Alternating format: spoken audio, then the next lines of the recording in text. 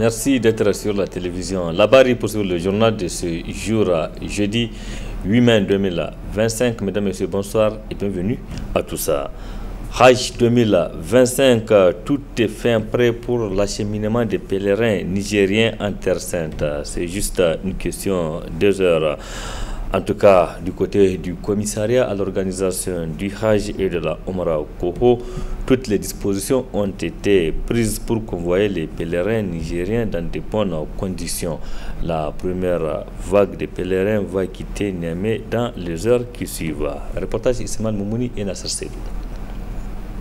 12 558, c'est le nombre de pèlerins inscrits cette année au Niger sur 15 891 octroyés par l'Arabie Saoudite. Ce sont 3 compagnies aériennes qui ont été sélectionnées par le commissariat à l'organisation pour le Hajj et la Umrah Koho pour l'acheminement des pèlerins nigériens. Nous avons pu enregistrer 12 858 pèlerins en 2 vols, c'est-à-dire en vol charter et en vol régulier. Nous avons 9 534 en vol charter et 3 324 en vol régulier. Et par rapport au transport, nous avons retenu cette année 3 compagnies aériennes qui sont d'abord la compagnie saoudienne Fly Adil avec son partenaire nigérien Niger Airlines et les 2 compagnies libyennes, à savoir Fly Oya et Africa Airways. Donc ces 3 compagnies-là, comme je l'ai dit, vont convoyer les 9 534 pèlerins du charter. Quant aux autres pèlerins, ils seront dans des divers vols réguliers de nos compagnies qui sont en ligne au Niger. Suite aux plaintes de l'Arabie Saoudite, le Koho invite les compatriotes au respect des lois, surtout liées aux rites religieux en terre sainte. Beaucoup de Nigériens avaient envahi les sites l'année passée. Et cette année, vraiment, ils nous demandent de vraiment tout faire pour éviter les embouteillages des pèlerins clandestins au niveau des différents sites de rites. Vous savez, nos parents qui sont là-bas, qui ne sont pas autorisés à faire le Hajj, parce que le Hajj se fait avec autorisation, c'est ça le visa Hajj. Et même ceux qui sont ici, on avait constaté l'année passée à ceux qui sont partis avec le visa tourisme, visa de travail ou visa de Omara pour glisser pour infiltrer la foule afin de pèleriner, ce qui n'est pas juste, parce que quelqu'un qui a payé toutes ses prestations, tous ses services pour qu'il soit très bien servi, et vous venez avec un visa qui n'est pas dédié au Hajj, vous venez créer, parce que vous n'avez pas votre part. Les couchettes, la restauration ne sont pas prévues pour vous et vous venez vraiment créer des embouteillages. Donc ils nous ont vraiment ils nous ont alertés par rapport à ça. Les pèlerins ne doivent pas perdre de vue qu'ils sont également des ambassadeurs du Niger. Donc à tout lieu et à tout moment de penser à la patrie, notamment pendant les rites. Hajj Mabrour. Merci Ismaël. Bon Hajj aux pèlerins inscrits au titre de l'année 2025 et beaucoup de prières pour le Niger une fois en Terre Sainte. Le problème est fréquent dans la société au Niger. La garde des enfants après le divorce d'un couple. En effet, beaucoup de parents se disputent sur ce cas, notamment la garde des enfants donc leur divorce. Des problèmes qui finissent généralement devant les tribunaux. Comment est la procédure à suivre par l'un ou l'autre parent pour avoir un enfant après le divorce? Réponse avec le magistrat Arma Yaou sur cette question. Lorsque le juge matrimonial, c'est-à-dire le juge chargé des affaires coutumières et civiles, est saisi d'un cas de divorce, lorsqu'il tranche dans cette décision, il a aussi l'obligation de trancher sur la garde des enfants qui en sont issus du couple à relâchement du lien. autrement. Lorsqu'une femme ou un homme saisit le tribunal d'un cas de divorce, à l'issue de cette procédure, lorsque le juge prend la décision de divorce, il a l'obligation de la même décision de trancher sur la question de la garde d'enfants. Fondamentalement de toute autre considération, c'est l'intérêt supérieur de l'enfant qui doit prévaloir dans le cadre de l'attribution de la garde d'enfants. Contrairement à une compréhension commune qui est distillée par-ci par-là, que avant 7 ans, l'enfant doit rester chez un tel parent et après 7 ans, il doit rester chez un tel parent. Ce qui est faux et archi faux parce que la loi ne prend pas ça en considération. Ce qui est le plus important, que ce soit devant le juge des affaires matrimoniales ou en matière de protection devant le juge des mineurs, c'est l'intérêt supérieur de l'enfant.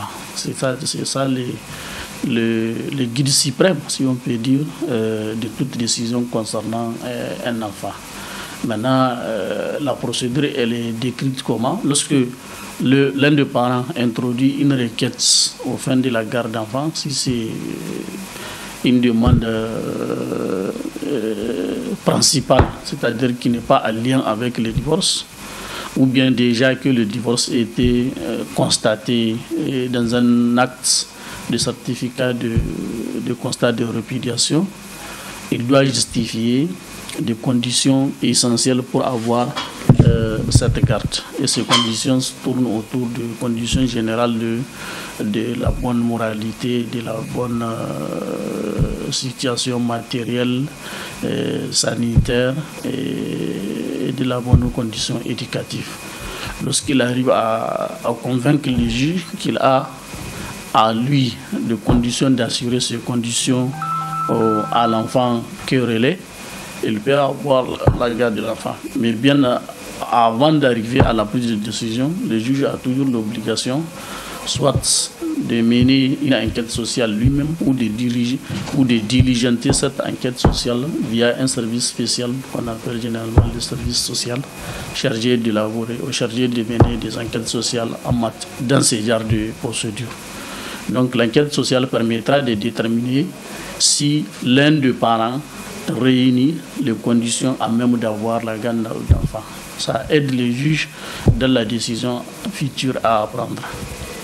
Et c'est en fonction de des critères-là ou bien du rapport de l'enquête sociale que le juge prend sa décision en déclarant de manière sans embâche que la garde de l'enfant est désormais confiée à tel parent.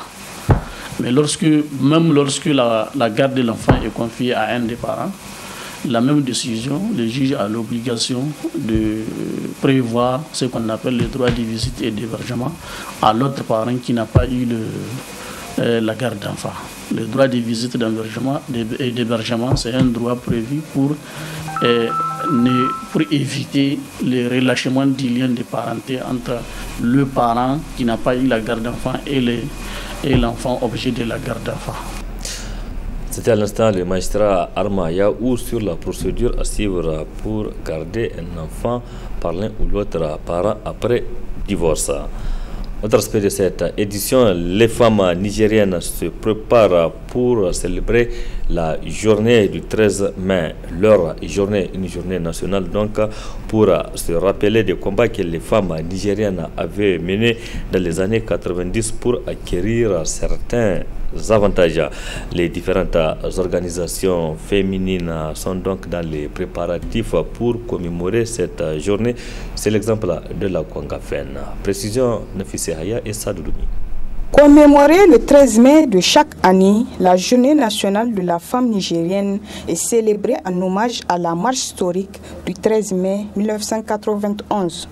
Une marche au cours de laquelle les femmes du Niger ont exigé et obtenu une plus grande représentativité au sein de la Commission nationale souveraine du 29 juillet 1991. La journée du 13 mai au Niger nous rappelle la lutte menée par les femmes au moment de la conférence nationale, où les femmes se sont battues pour avoir vraiment une forte représentation au sein de la commission préparatoire, où il n'y avait qu'une seule femme dans les différentes commissions.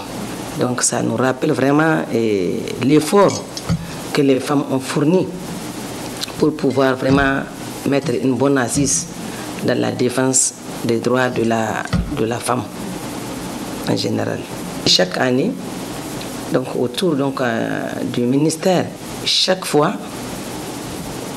la bonne organisation se passe devant ce ministère avec toutes les femmes des organisations féminines.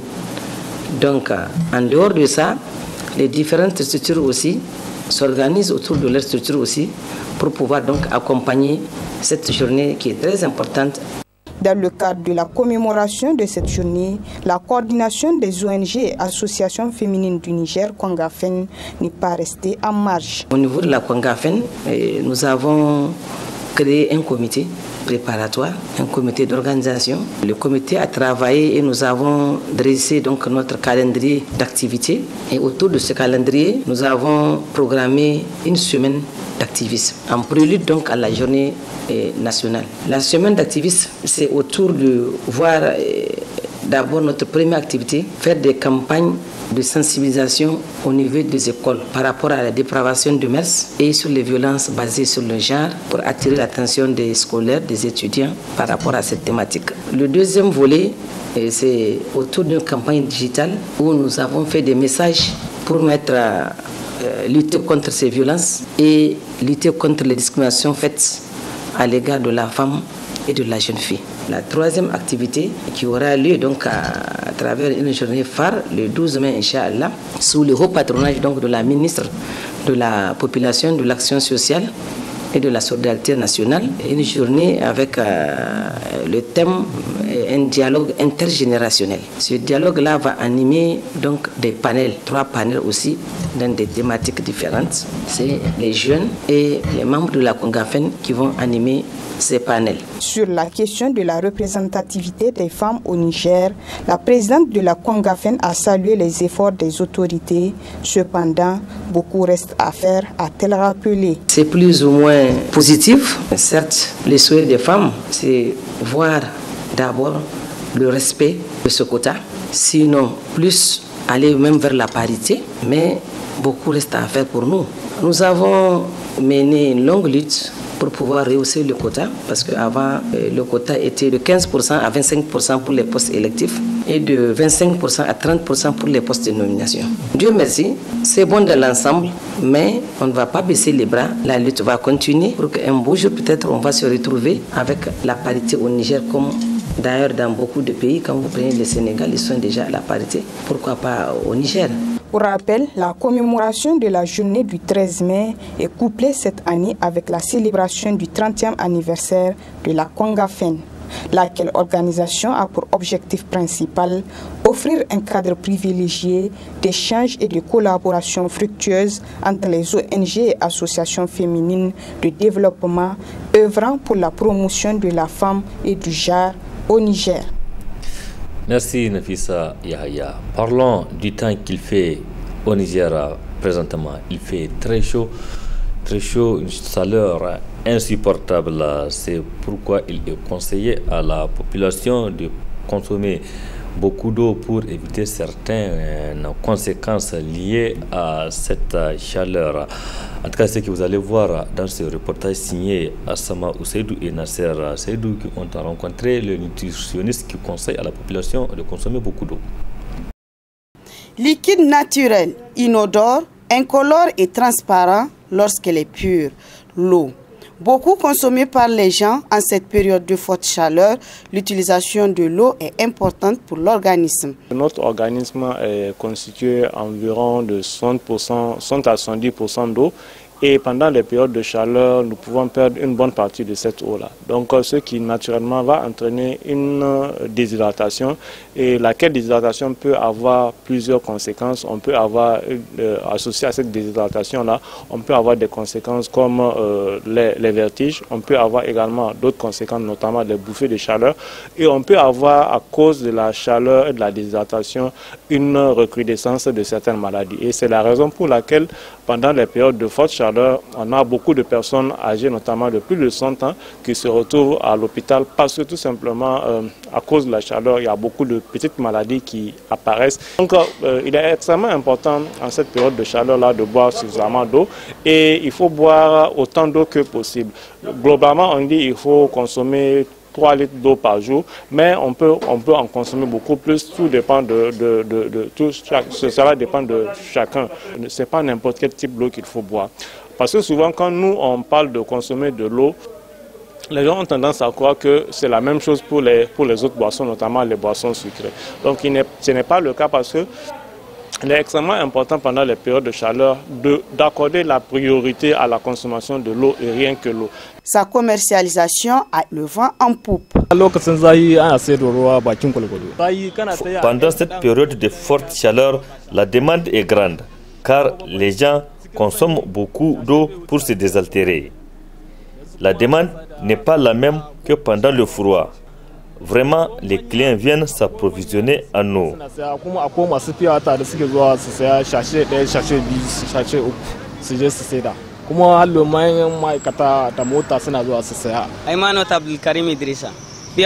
Je m'appelle Abdelkarim Idrissa. Je vends de l'eau fraîche, communément appelée pure water. Pendant cette période de chaleur, ça va. Je vends entre 10 et 12 sachets par jour. Mais avant, je ne vendais que entre 4 et 5 sachets par jour. Le matin, je sors dès 7 heures et ça finit vite. Et vers 13 heures, je viens, je reprends encore pour aller vendre. Vraiment, il y a la clientèle. Face aux fortes chaleurs, notre corps met en place un mécanisme d'autodéfense, la transpiration. Or, plus nous transpirons, plus notre corps risque de se déshydrater, d'où ces quelques conseils du nutritionniste. Il faudrait accompagner les personnes âgées pour mettre de l'eau à portée de vue, de sorte à ce que si le mécanisme chimique de déclenchement de la soif ne marche pas, le mécanisme visuel lui va marcher. Donc il faut vraiment avoir un œil par rapport à cela. Il faut également, comme je l'ai dit, privilégier pour les personnes âgées vraiment des aliments à forte teneur en eau. Des aliments à forte teneur en eau, ça peut être la boule, ça peut être la bouillie, ça peut être les fruits et légumes à forte teneur en eau. Tout ceci, comme je l'ai dit, pour éviter les risques de déshydratation chez les personnes âgées. Mais à tout âge, que ce soit chez les enfants, que ce soit chez les enfants, les adultes, que ce soit les femmes enceintes, les femmes allaitantes, tout le monde a intérêt à consommer suffisamment d'eau pour éviter tout risque de déshydratation et les conséquences qui sont associées à cette déshydratation, comme je l'ai dit, avec les conséquences qui peuvent être plus désastreuses lorsque on est amené à aller dans le milieu hospitalier pour consulter parce qu'on a subi des affres de la chaleur. Il est donc nécessaire de consommer de l'eau pendant cette période de canicule, même lorsqu'on n'a pas soif. Au minimum 1,5 litre par jour, au maximum 3 litres, ce qui correspond environ à un verre d'eau par heure selon les scientifiques. Donc consommons assez d'eau pendant cette période pour éviter certaines conséquences liées à cette chaleur. Parlons à présent de la culture et plus précisément de l'artisanat dont les produits artisanaux confectionnés au Niger par des Nigériens sont de plus en plus menacés par des produits importés. L'usage de ces produits importés impacte malheureusement négativement l'identité culturelle nigérienne, ce qui inquiète du coup les artisans nigériens. Reportage Ismaël Moumouni et Nassar Sedou.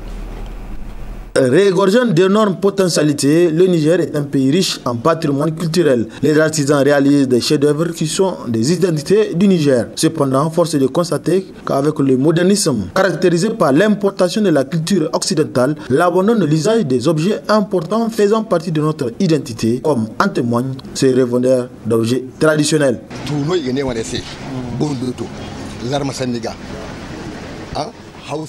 Cette calebasse est un récipient dans lequel on sert des plats tout en conservant bien les contenus.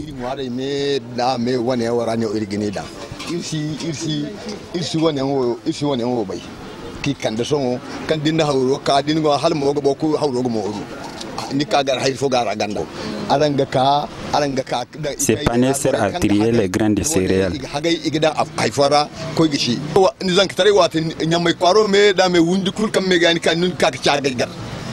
Et ce pagne sert à la décoration des maisons et il est utilisé lors de festivités, dont notamment le mariage.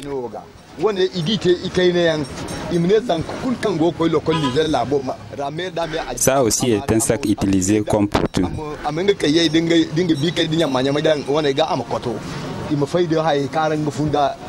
En demandant aux autorités de faire la promotion des produits artisanaux pour le développement de ce secteur, ces revendeurs des objets artisanaux invitent les Nigériens à consommer nigérien.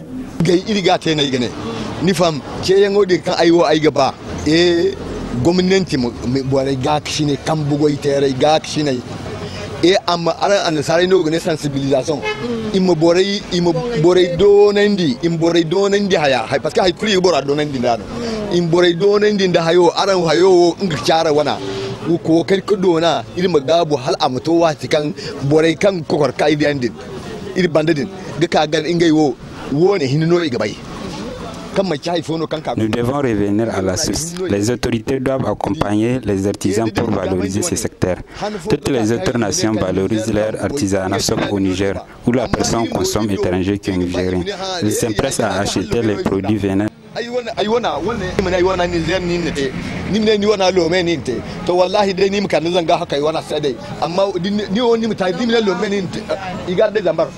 Quelle que soit la durée d'un tronc d'arbre dans l'eau, il ne se transformera jamais en caïman. Ainsi, l'abandon de sa culture au profit de l'importer ne fera pas de vous un occidental. Et quand le passé n'éclaire plus l'avenir, l'esprit marche dans les ténèbres. Merci Ismaël Moumouni et du courage aux talentueux artisans. Point final de cette édition. Merci à vous de l'avoir suivi. Restez en compagnie du programme de la télévision Labari. Excellente nuit à toutes et à tous. Bonsoir.